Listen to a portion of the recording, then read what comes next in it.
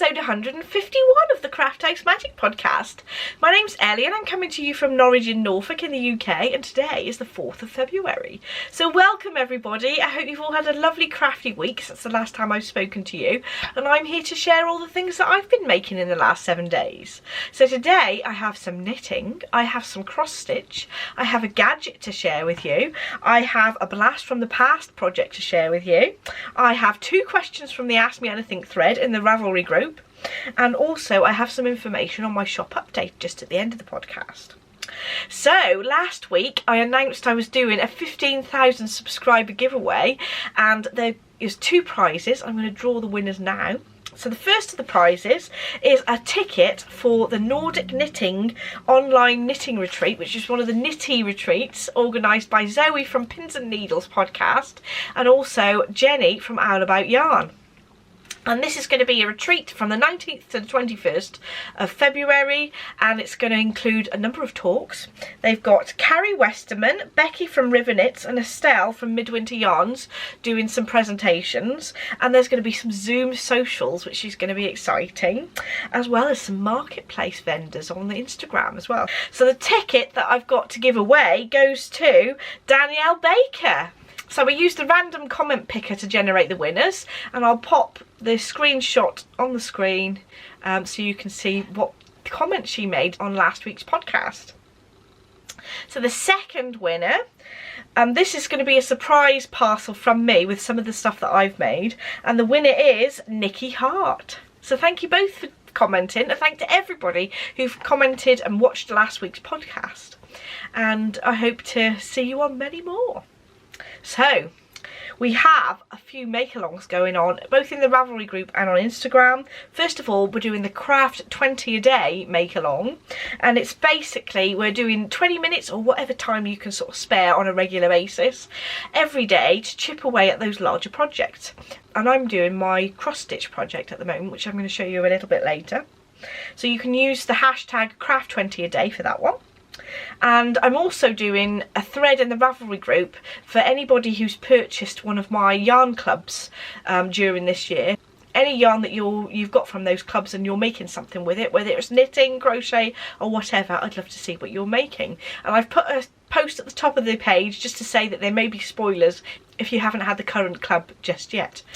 Last of all, we have the Mistletoe Kisses Cowl, and I did say that it would run till the end of January, but I haven't closed the thread yet, and I will be drawing for winners next week, so you have a little bit of extra time. So just to let you know. So that's for anybody who purchased my advent calendars, the Mistletoe Kisses sock sets, or the patterns, the Mistletoe Kisses sock pattern, or the Cupid's Arrow advent wrap. So if you're using any of those things, you can join in. I will draw for prizes on Wednesday next week. So let's get on with the knitting, shall we? So first of all, I have a finished object to show you, and this is a cheat because Adam's mum knitted this one. This is the Midsummer Haze Cowl by Locatelli. And it's got some beautiful, beautiful lace on there. It's just gorgeous. And so I've blocked it out for her and added the tassels and sewed the ends in, but Liz did all the knitting work. So I got Liz to knit one of these before out of one of my own hand-dyed yarns, but she really liked the shape, so she wanted to make one for herself. So I had a look in my stash and I had some gorgeous silk and camel yarn that I thought might be perfect for it, and I thought that this colour would go really nicely with jeans because it's a sort of a mixture of a dark blue and a grey together. So the yarn is a mint bee yarn, and it's bee royal, and it's a mixture of baby camel and silk, and it feels absolutely lovely. I picked this up from Fibre East, must be 2 years ago now, might be slightly longer, but I think that it goes really well with this project. I did originally buy it in the thought that I'd do like a big slouchy hat with it, but I think that this pattern just looks really gorgeous, and I think that will go nicely with some jeans because it's a sort of a mixture of a grey and a dark blue. Really pretty colour. And I love the softness of baby camel, and the silk as well just makes it gorgeously drapey. So it looks really weird being a sort of long tube, but when it's on it looks really lovely. I shall show you what it looks like. I love how this is a sort of a cross between a cowl and a shawl really. I just love how this lays. You don't have to worry about it sort of falling off if you're busy going shopping. But I just love this shape. Isn't that pretty? And it comes quite close to your neck as well, so I can imagine it'll be quite nice and warm. This actually took just under 100 grams skein of yarn. The first one that Liz made actually ran out completely of the yarn, and I ended up just having enough for the tassels, and then I literally used it up. So for this time there was a tiny bit left, but it's great that this pattern can be knitted from one skein of yarn. Isn't that good? And I got Liz to go down a needle size because she's quite a loose knitter, but other than that it's knitted up exactly the same as the pattern. So there we go. I'm very tempted to knit one of these myself actually, because I reckon that would be real pleasure to knit. And I've got a lacy project to show you in a minute, so you can see that I've got back into knitting lace, and I want to knit all the lace things now. So on to my works in progress. So I have finished one of my Mayfield mittens. And this is a beautiful colourwork pattern, and it's by Erica Hooser, and it's knitted in Finullgarn Rauma, and I've used two colours that are quite similar so that it's quite a subtle colourwork effect. And I have just started casting on the second of the mittens, and I'm using the higher flyer needles. So you get 3 needles to work with, 2 that are on the work, 1 on the front, 1 on the back, and then 1 working needle as well, and I'm getting on quite well with those. I've tended to use 9-inch circulars in the past for colour work in the round in such a small circumference, because it avoids getting those areas where you get, if you're doing magic loop, you get very tight areas at the sides. With these needles, it's a sort of happy medium between a circular needle and DPN, and I feel that because you can sort of spread the side out as you're knitting it, I feel that there's a little bit less tension issues at the side. I don't think it's as perfect as using 9-inch circulars, but it's pretty good. My tension isn't brilliant with colour work anyway, but it's getting there slowly. With a bit of blocking, it'll look great at the end. So that's one mitten finished, and I hope to get the second mitten finished by the end of February, I reckon. We shall see. So that's the first thing that I've been working on. I have started a new project since the last podcast, and I am really enjoying this pattern. So there is a theme to this whole project with the yarn and the pattern and everything. So the theme is fairy tales. So this is the pattern, and it's the Mary Margaret's lace tam. Basically this is a picture of one of the characters out of the Once Upon a Time series, and this is what the actual pattern looks like that's written out here. So I'm doing this pattern, but I have made a couple of changes, because if you do look really closely at this hat, I can see that there are some things that are very slightly different on this hat to the actual written pattern. So I'll talk about that in a minute. But because it's fairy tale, I did actually do this inadvertently. I'm using yarn that is from Eden Cottage yarn, and it's the Titus 4-ply, and the colourway is Briar Rose, so it's definitely a sort of fairy tale theme. Love this colour, and the combination of 75% merino wool and 25% silk just makes a lovely drapey soft yarn to knit with. And I've just got to show you my little progress keeper on here.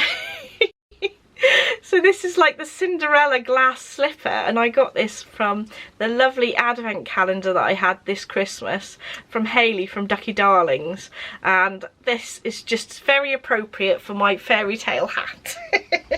So if you haven't watched it before, Once Upon a Time is basically all the fairy tales mashed together into this big series. I haven't actually watched it for ages. It's very cheesy. I should get back into it so that I can sit there knitting on my hat. So I shall show you what I've done. Hopefully you can see the laced work there. So to start with, the first modification I made was that I did some extra rows of rib, It says to do 8 rows. This is a free pattern on Ravelry, so I can talk about it in a bit more detail. So I did 10 rows instead of the 8 rows of rib that it suggested in the pattern, and I also did 1x1 twisted rib rather than the regular 1x1 rib. The next thing that I did is that I was looking at this section of the pattern, and in the written pattern there was some more eyelets here, but actually if you look at the photographs from the series, there was less eyelets and there was just this central portion and then a double line of eyelets at the top. So I'm modifying the pattern to more closely resemble the original photographs, and not because I just want it to look exactly the same, but because I like the look of it better, and I just love these sort of leaf shapes. I'm just really enjoying this, and playing with the pattern as well is also very fun. So I'm using some 3.25mm needles, and these are actually interchangeable tips. I thought I'd talk about my needles a bit more. So I've just got some pandas, higher panda stoppers, just to stop the stitches from coming off the needles. But I'm using an interchangeable set here. So I've got the interchangeable cable and tips. I've got 4-inch tips and a 16 to 18-inch cable. The reason why that there's 2 numbers on the cable is that it depends on what size needles you put on there. If you put 4-inch tips on, it's a size 16 because it's measuring from the end of the tip to the other end of the tip rather than just the cable. And if you put 5-inch tips on there, they're 18 inches. So I've got the 4-inch tips with a 16-inch cable then. And I find that you can't really use 5-inch tips on a cable this short for a hat. So this is my favourite setup for knitting a hat on, a 16-inch cable with 4-inch tips.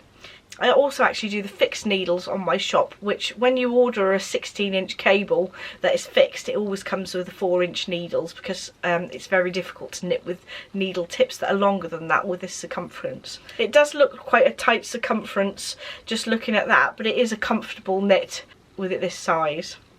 So that is my second thing on the needles. Next, I have my Cosy Memories blanket. Now, this is becoming an addiction again. I go through waves of this. I just can't stop knitting on them. So my idea last week was, right, if I do 3 or 4 squares a week, by the end of the year I'll have finished my blanket to the huge size that I want it to be. But I've managed to do 5. So I've gone over what I wanted to do.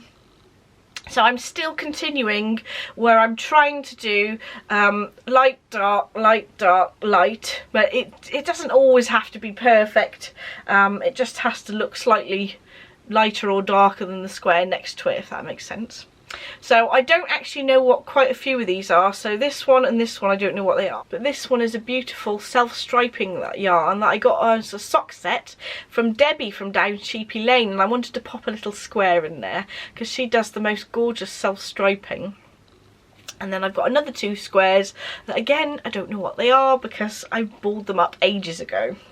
So there we are. I've got half a row on my Cosy Memories blanket done nearly for this week.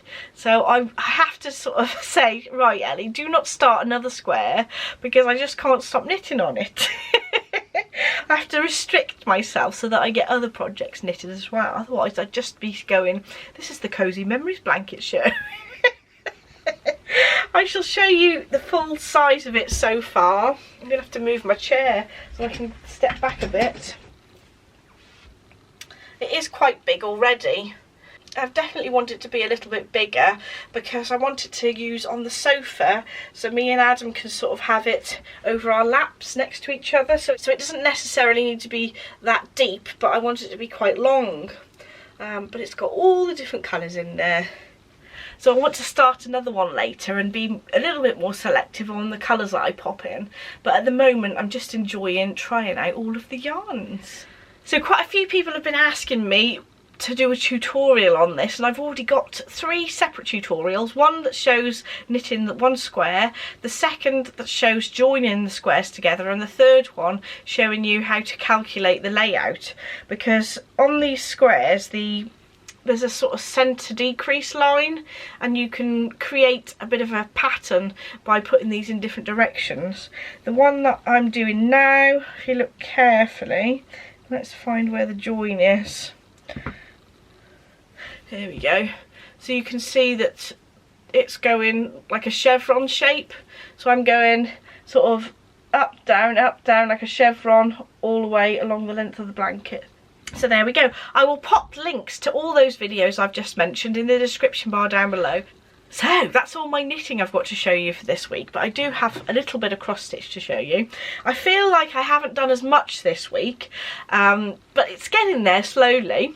So last week I think I'd done all the windows, but I'd just done the sort of blue background of the house, about this much, and I've just finished the front of the house now, and I've got to move on to the roof next. So I'll just get a bit closer so that you can see. So the pattern is by Cottage Needleworks. It's called Winter Welcome. And if you look at the original picture on the side, there looks like there's more of a contrast between the blue background of the house and the white windows. It's not quite as contrasty as it looks in the picture, but the blue, or very, very pale blue, is hand dyed. So, but I think it still looks nice. I think once the roof's on and all the other bits and bobs around the house, I think that'll come together nicely. I will leave a link to the pattern in the description bar down below. My lovely needle minder is made by Cheryl from Chap and Few Crafts, and I'll leave a link to her website in the description bar down below. She does quite a number of little handmade Fimo and needle keepers like this, which are very handy. I like them because they have a little magnet on the back as well, so you can keep your needle on the back of the work as well as the front. So I'm using a 28 count linen, and this is actually the first time I've stitched cross stitch on linen, which is really exciting. I think I'm getting the hang of it now. It takes a little bit of extra focus making sure that because you're working 2 threads over 2 squares, and I have to make sure I don't go into the wrong hole. So that is my cross stitch. So I've been doing that 20 minutes every day, more or less. Some days I've been a bit busy, so I haven't been doing the full 20 minutes, but I've been chipping away at it slowly. So I've got my gadget to show you next. I did mention these last week, and I've been using them quite a bit, so I thought that I'd mention them again and tell you how I've been getting on.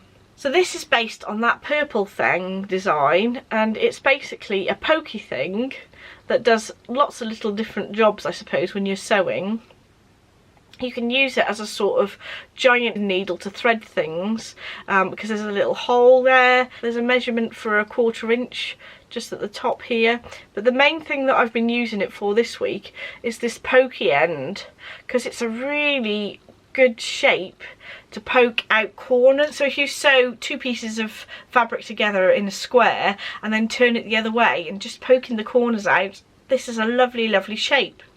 So I picked these up as a set of 5 from Amazon, but I just thought that that was really useful, and I think they only came to about £7, so they're really useful to have in the craft room. I don't know whether the original will be slightly sturdier. The original design is called that purple Thang, and I'll leave a link to it as well. I'll have to see if I can get hold of one of those and compare them to each other. But I just like these because they're all different colours. I do like a bit of teal and a bit of turquoise, so that's what drew me to these ones. So I'm really finding these useful. Now I usually used one of these little pokey tools, which has also got a ruler on as well, which is another really useful thing. But I think sometimes if you can't quite get the corner out with this pokey end, this is even better to poke those corners out with. So it's nice to have a number of tools that you can play around with. I will leave links to both of these things in the description bar down below, and I'm basically using those for sort of like bag making tools, and you could also use them for dressmaking as well. But there we are. So my next section is the blast from the past. So I thought that I would show you a bit more closely this bit of embroidery that I did, and it's a pattern from Lynette Anderson, and it's called the Orange Tree. Now it was supposed to be originally a cushion cover, but I decided that it was too nice and I wanted it as a wall hanging instead. So I basically made the panel that they suggested for the cushion cover, and then I just quilted it as one piece, and then I've got it hung up there in the background. So I'll give you a closer look now.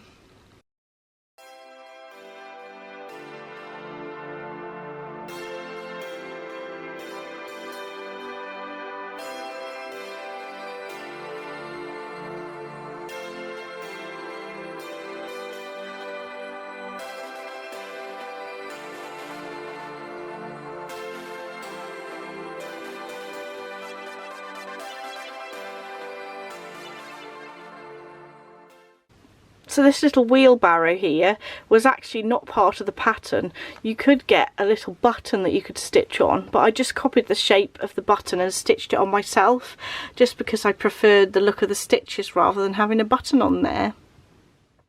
So next is my Ask Me Anything section. So if you have a question that you'd like to ask me and me to answer it on the podcast, I have a section in my Ravelry group called Ask Me Anything. If you pop your question in there, and then I'll answer it on the podcast. I've got a couple of questions to answer today, but there's a few more that I'm going to answer next week. So if you have popped a question in the Ravelry thread, I will get to it. It just sometimes they come all at once, you see.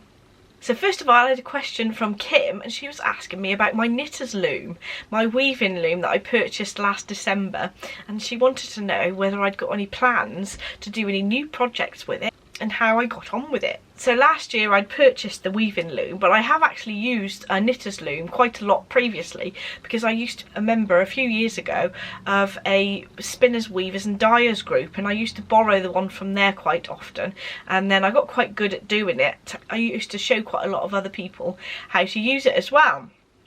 So I do think that they're a nice, useful loom. To be honest, if you're going to be wanting to close your weaving up, because the knitter's loom does fold up, I wouldn't advise people to fold it up while you've got weaving on there, because it does mess with your tension. So my personal experience, I don't like to fold it up if I'm in the middle of weaving something. But it is a lovely loom because you can fold it up and store it away in a smaller place than a normal rigid heddle loom. So if you're short on storage, the knitter's loom is an ideal thing to purchase. And this is the last thing that I've made on the knitter's loom, which is going to be, one day it will be some cushion covers for our living room. But I've not got too far with that yet, have I? Obviously I've washed it ready to sort of cut out and make into the panels, but I hadn't quite decided what to put on the back of the cushions yet, so I must get back to that. Actually, looking at it now, I'm really pleased with how the fabric came out. It was a clasped weft technique that I was using for this. So I should just pull my finger out and get on with it. And I also, what I need to do really is dig out all my yarn in my stash and decide what I could weave with it, because it's a great way of using up your stash yarn, and also weaving is such a relaxing pastime. When I was looking into buying mine, I think that the Kromsky version was slightly cheaper, but they didn't do one that folded up as far as I could see, so I chose the knitter's loom just because it's easy to store away. But I've heard of the Kromsky looms and the Ashford ones being quite good, but I'm sure there's a load of other manufacturers that make them just as good, really. So there we are. So the second question I've got is from Louise, and she was asking me, do I have any bobbin lace plans? And well, that's the first part of the question. Well, I do, and I keep meaning to start these projects, but I haven't got round to them. I did all the bobbin lace part, and I need to actually sew it to a background, which is going to be very, very fiddly, so I've been putting it off for a long time. So I had started this piece, and you can see there are two pieces here that I need to lay over each other in the right orientation, but there are a lot of ends, so they're going to be, I think they were sort of, I can't remember the orientation I was going to put them now, but there was two pieces of bobbin lace work, and I've got to sew all these ends into the background, which hasn't happened yet. I should really do it. There's a lot of ends though there. That's going to take ages. So this was going to be another piece that went with one of the things that I'd previously made with bobbin lace, and this was the design. You can see it without reflecting it too much. So I've just mounted this on some felt, and I've got another frame just like this so that I could then have them on the wall next to each other, and I was going to do 3 pieces.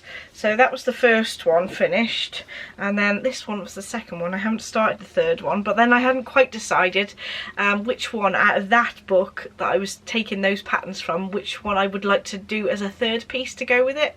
I'll pop a link to the book in the description bar down below so you can get that pattern if you're interested. And I've just found another pattern that I'd made a swan and then not finished that either, so that's hanging around. So I really need to finish these pieces off before I start another bobbin lace. That's what I keep telling myself. I have got one, the pricking prepped, ready to use, and it's like a wiggly design, and it should look something like this when it's finished. But I thought I'd do it in some really brightly coloured threads rather than just white, just to make it a bit more interesting. I just pop one of my bobbin lace bookmarks in there to keep the page.